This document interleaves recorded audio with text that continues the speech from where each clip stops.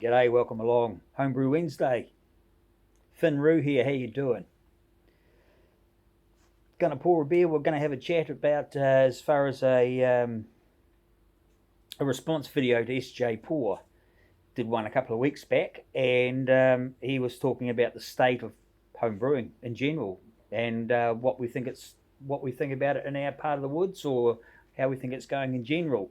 So I'll just pour a beer. I've got the nut brown ale with golden syrup and a little bit of dry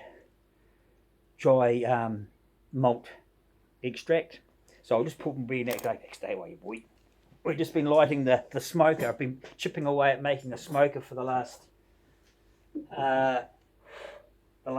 sort of 3 weeks, just a little bit here and there. And yesterday I managed to get the grinder out and the drill and do a wee bit more to it, so it was great. So here we go. This is the nut brown ale.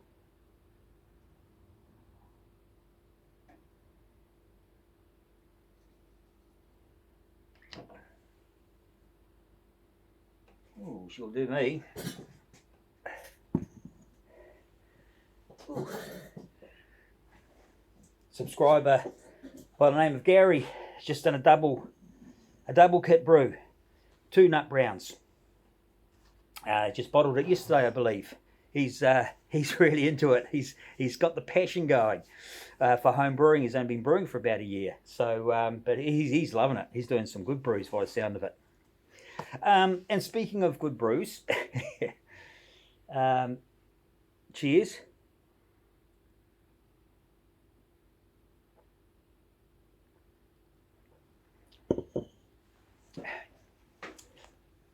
Outstanding.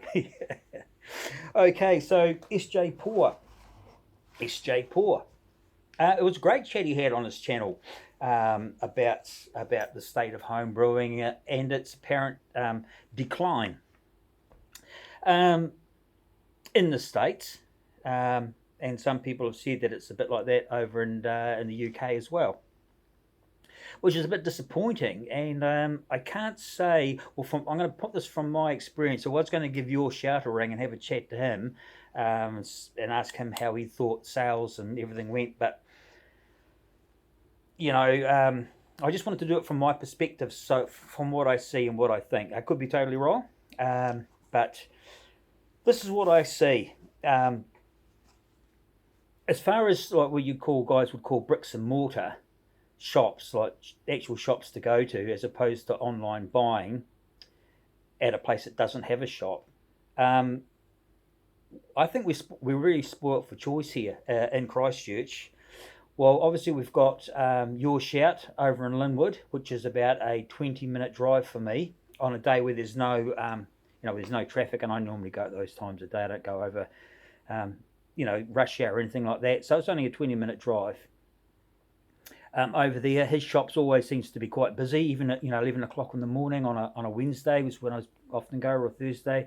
There's always people. Him and I always chat for ages about brewing mostly. He's into it. He's passionate about it. Is his job and brewing in general.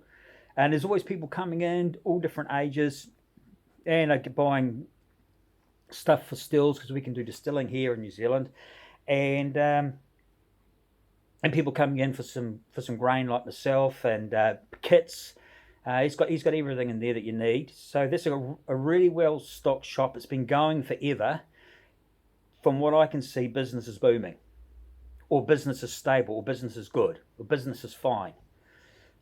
Personally, I don't see it as going, typical. You can be in New Zealand here, if someone says, how's the business going? And the typical response is, oh, well, it could be better, it could be better. But they're doing all right. Cheers. So that's that one shop we've got. Ooh. And so that's your shout. There's another one which is about 25 minutes in the other direction, almost. I can't remember the name of the suburb, but it's called Homebrew HQ, I think it's called. And I've only been there a couple of times. It's not my go-to shop, but the times I've been in there 2 times, not really nice people. Business seems to be booming. In fact, the guy that sold that shop onto the people that have had it now for quite a long time. He had the Homebrew Emporium, which was the Homebrew HQ, and he took the name Emporium, and him and his wife took their skills up to Kaikoura and set up a commercial brewery up there, which is awesome. Make beautiful beer, and they had a lot of adversity. As soon as they got up there and just about started going or got into it, they had a massive earthquake up there, just leveled heaps of stuff and wrecked his brewery. Turned around and carried on. Got it up and running again, and in fact, around the corner here at the bar, they've got his beers on tap, and he's up in Kaikoura. So that's so there's Homebrew HQ here. So they're about another 25 minutes away. They've got everything in there. 2 minutes away up the road here, there's a place called the Bin Inn, and they sell stuff. You take your type of place it's like a warehouse, and you take your own packaging, bowls and mugs and plastic bags or paper bags, whatever, and you fill them with grains. Or the golden syrup I got the other day, you take your own container and fill up the pot. That's that sort of place. And they actually don't sell brewing grains, funny enough, but they do have a very, very extensive range of home brewing equipment and kits, all different home brewing kits, Mangroves Jacks and Black Rock, and they've got everything that you need, and a lot of brewing equipment, anything that you need from bottling right through to fermenting, all the fermenting vessels, everything's there. Thermometers, salts, hops, everything. And it's just 2 minutes up the road from me. So, I mean, that's very handy. Not only that, we can buy like Cooper's kits from supermarkets and brew enhancers, sugars and stuff from the supermarket. The supermarket just up the road, for example, has got Cooper's kits in there. So what I see is that the game of home brewing is very much a cool practice for everyone to get into, and people are loving it and getting into it. We have competitions, homebrew competitions. There's heaps of entries. A very high standard of beers from the home brewers. So as far as bricks and mortar places go, we can go. I can go anywhere within Kui, if you like, which means within distance, within shouting range. Kui. Hey Baxter, you have to excuse me. I'm a little bit tired today. Did Canine Friends this morning. I haven't been for about 6 weeks because I hadn't been that well. So took Baxter and Rue there, and they had a great time. It was great to see the guys. Really good. Of course, we can buy online, but I think it's the Kiwi way, that what we like to do is actually go to the shops rather than buy online. Of course, we do buy online, but things like home brewing, it's good to go into the place and chat about the brewing and talk to other people. And I know for a fact that there's, a handful of homebrew clubs around Christchurch. I've never been to any of them. Not my cup of tea personally. I have my own homebrew club. It's called Finroo's Home Brewing, and I do homebrew Wednesdays about once every fortnight. Anyone's welcome to join. Membership is free. Come along, have a chat in the comments, and all good. So but there are homebrew clubs here, and I think homebrew clubs are okay for those sort of people that are into clubs. It's just not my thing. I just don't. I can't. So that's fine, but it's all good. It's all good. The other thing is that SJPorr was talking about, and my mate Captain Bailey, he also said cheers. He didn't say cheers. He said let's set sail. He also did a good response video to SJPorr's about the state of home brewing and how it's hard to get stuff and no many shops around. But I think the thing that we've got here in NZ, Baxter, get out of it, and here in NZ is that our geography and population, and size of the cities and towns, it's easy to get in the car and go to the shop. Not having to drive 2 hours through traffic. In the South Island, you've only just got 1 million people in the South Island. And there's 4 million people up in the North Island, only 5 million people in the country. So our cities and towns aren't, looking at a country like England, the same size, well, they've got nearly 60 million people. We've got 5. So we have that advantage here about, I guess the businesses could do better, can do well here because they get people going into the shop. Also, and I've noticed also, I don't think it's a common practice here to do bulk buying. I notice videos, a lot of people in America and England seem to bulk buy their grains and have their own mill and do it like that, whereas we tend to get the recipe, find what we want, go to the shop, we're there in 20 minutes, get it milled, have a chat, get what we need, drive home. And we don't sort of stockpile or buy in bulk. I did think about it, but I thought, nah, I'd rather go and do it. I mean, it doesn't charge you for milling, so why would I bother? So we're very lucky here and fortunate, but it's a very different geography. Very fatigued today. G'day.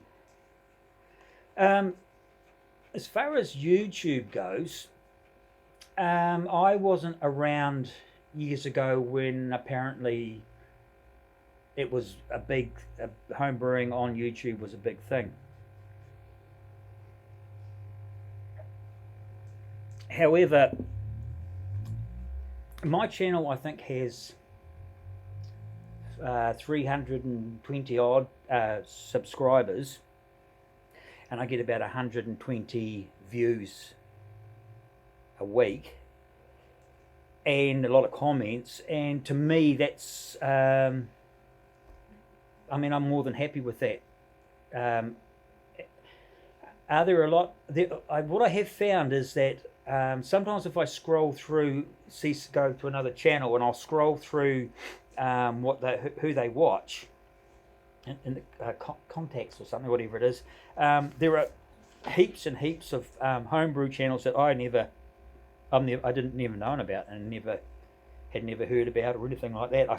I'm in sort of in a well, us, everyone that watches this one, we're kind of in a sort of a circle of people, and everyone's welcome, of course, that seem to be, in the comments there's always the sort of same sort of group of people, which is cool. Personally, I don't think I'll subscribe to many more channels. I look at the other channels, go and have a look at their channels, and it's great stuff, it's awesome. But, I can only watch so many brewing videos. I mean, I like them, and I have the ones that I've got to know. I don't know when I add to it. I spend all my days bloody watching videos. I don't really want that. Excuse me. So I think my impression, just from, because I'm relatively a newbie here, is that home brewing here in New Zealand is alive and well, basically what I wanted to say. Also, we grow heaps of hops up in Nelson area at the top of the South Island, and just 40 minutes out of town there's a bloody great malting house where they grow barley and they get barley bought in from other farms, and they've got state-of-the-art equipment, and that's Gladfields, and I always talk, that's what I use, Gladfields malts. And there are other malters around the South Island as well, probably the North Island. So, so great video, SJPorr. Really enjoyed your perspective on it. I just think the reason it's going so well here in New Zealand, if indeed it is, as I see it, and not so much in the States as far as homebrew stores go and that sort of thing, I think it's down to the population and geography. We don't, it's just right on our doorstep, and people are into it. People love their beer here and love home brewing, so that's great. So there's my I do have some others. I don't know, feeling that great. Time is at 14.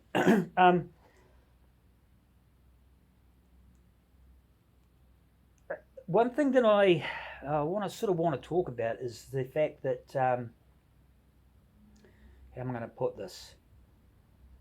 A lot of people watch a lot of homebrew channels, and I think I've talked about this before, and I probably sound like a crack record. I'll just briefly mention it. Is everyone sells the equipment, expensive equipment, on homebrew channels.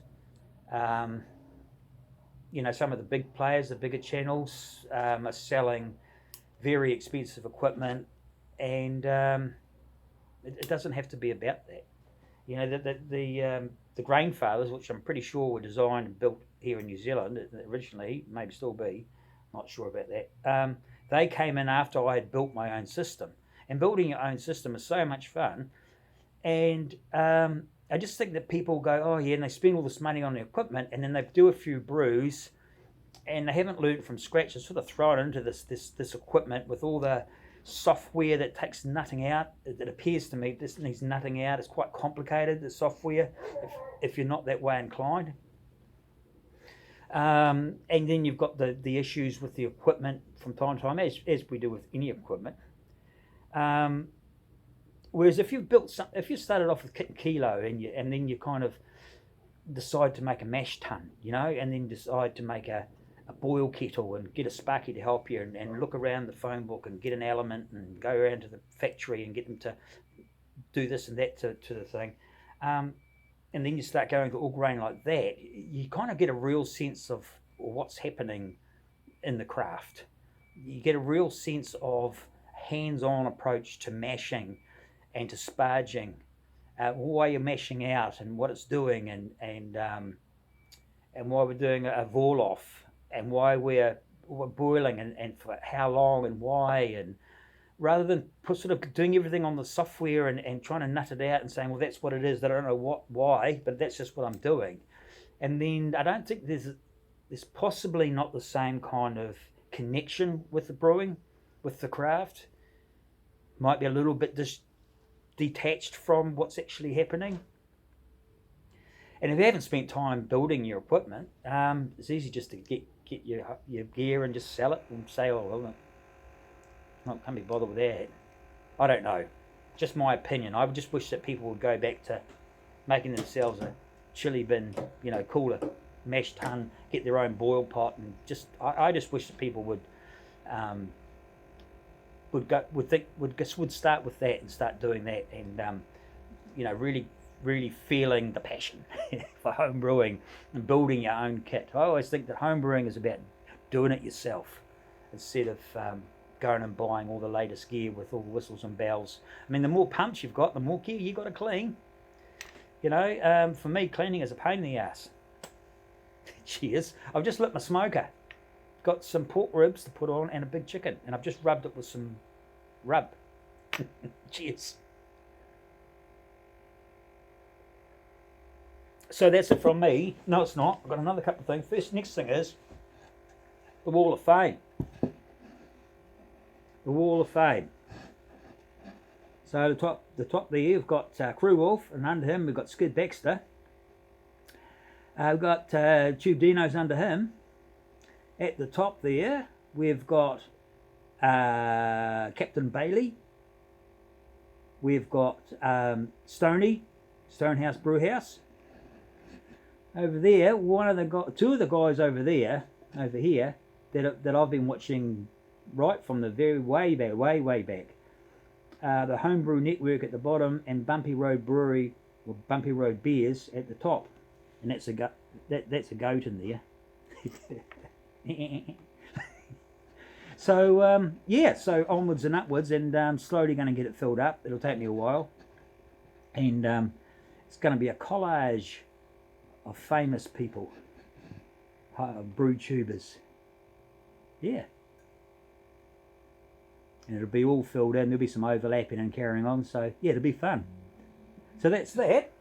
Tomorrow, well, I'm not sure about tomorrow now, the way I'm feeling at the moment, but when I sort of start to feel a bit better, I'll be brewing Pale Ale from Black Rock. I'll be using it with a number, this is actually a lager enhancer, it's number 40. So I'll be doing that, and I'll be putting in the last of the last harvest, which I think is number 4 or 5, and then I'll start again with my with a fresh yeast packet. So I'll get on with the smoking. I can get that in and sit down, and everything will be good. I may actually put some honey in this. That honey, I said I was going to make that honey ale. unfortunately, I ain't going to be doing an all grain until at least the summertime. I just don't have it in me. My health's really, really bad. I'm happy enough. At least I'm brewing, which is great. And I'm going to crank that smoker up, and I'm going to enjoy it. It's actually quite a nice, relaxing thing to do, smoking. not that sort of smoking. Although Captain Bailey's had some videos talking pipe chats, and he's got the pipe out there, and I thought, you know, maybe I could, you know. But I'd wake up the next morning and go, good God, man. All right, enough prattle. I'm going to go, and cheers, everybody. You take care. I hope you're brewing really nice beer. I'm sure you are. If you're new to my channel, please, you're more than welcome to subscribe and maybe hit that like button and whatnot. So so cheers, you guys. You take care. I'm going to start doing some smoking. Oh yeah.